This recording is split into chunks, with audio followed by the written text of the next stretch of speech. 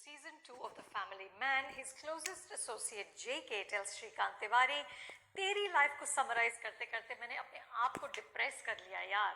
Our favorite intelligence agent, sometimes described by his creators Raj Nidimoro and Krishna DK as James Bond from Chembur, is back and his life is a mess.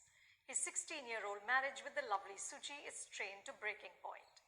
His teenage daughter Dhriti is surly, rebellious and wounded by the friction between her parents. 9-year-old Atharv seems to be Shrikant's only ally, a lively, cheerful presence in this otherwise gloomy home. Shrikant's work doesn't offer much solace either. Shrikant has abandoned the covert agency task for the soul-numbing comfort of a 9-to-5 job at an IT company. He's got the cubicle in a corporate office and is routinely lectured by his 28-year-old boss, who tells him that he must not be a minimum guy. Meanwhile, chaos and violence loom large. The ISI operative Major Samir has joined hands with Sri Lankan rebels who are fighting for an independent state. Sleeper cells are being awakened. A cache of C4 explosives has been transported. The only thing that stands between us and anarchy are a few good men and women who risk their lives and toil incessantly, even as they ask themselves, do we really make a difference? And more importantly, are we the good guys? The Family Man Season 2 consists of 9 episodes with durations varying between 33 minutes and 1 hour.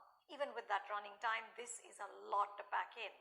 Raj, DK and their co-writer Suman Kumar masterfully juggle Shrikant's personal struggles and the larger global politics and conspiracies playing out across nations. The action moves between India, Sri Lanka, UK. We even touch down briefly in France. Of course, the political is personal and inevitably Shrikant's two carefully separated worlds collide. Like the first installment, Season 2 is genre-defined. The series begins with a signature Raj and DK 4-minute continuous shot which instantly immerses us into the action. These directors aren't fans of ramping up, they prefer to start with big bangs. The series also climaxes with this bravura 8-minute single take. The action directors, Ejaz Gulab and Yannick Ben and DOP Cameron Bryson create dazzling, visceral violence. There were moments when I screamed out loud at my computer screen. This time Shrikant gets more physically battered, which also matches his internal state. The Family Man doesn't deal in simplistic heroes and villains. Even the good guys have blood on their hands. Shrikant's boss explains that is the price of peace. And who the bad guys are depends on your point of view. The same person can be labeled a terrorist or a freedom fighter. Which took me back to Jean Renoir's iconic line in The Rules of the Game, the awful thing about life is this, everyone has their reasons. Take the case of Raji, an elite commando of the Sri Lankan rebels. Raji is capable of horrific brutality, but she is a monster because her circumstances are monstrous. Samantha Akineni skillfully captures not only Raji's rage but also her chilling lack of emotion.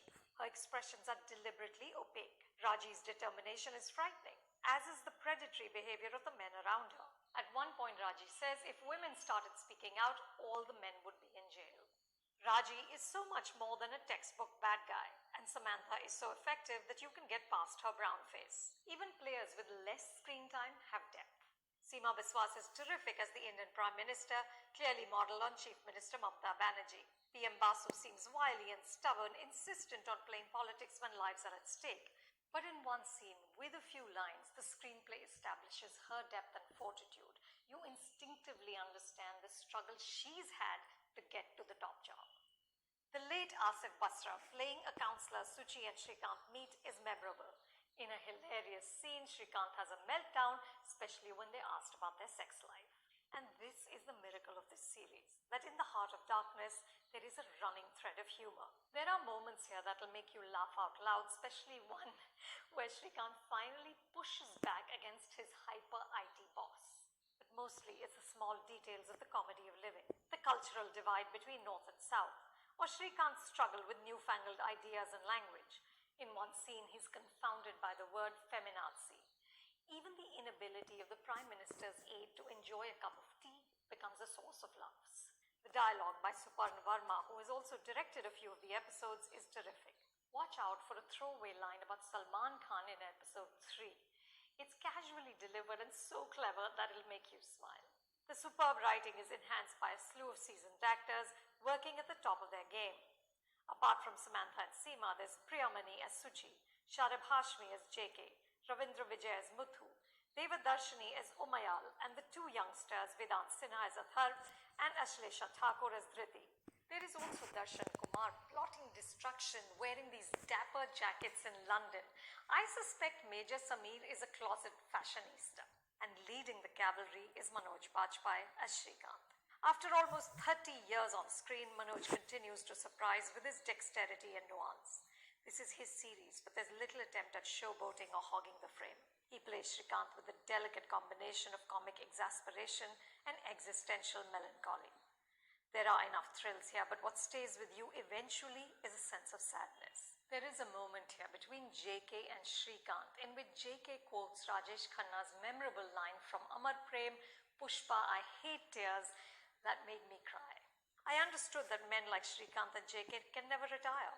There are too many fires raging, and to quote a line from Ghostbusters, who you gonna call?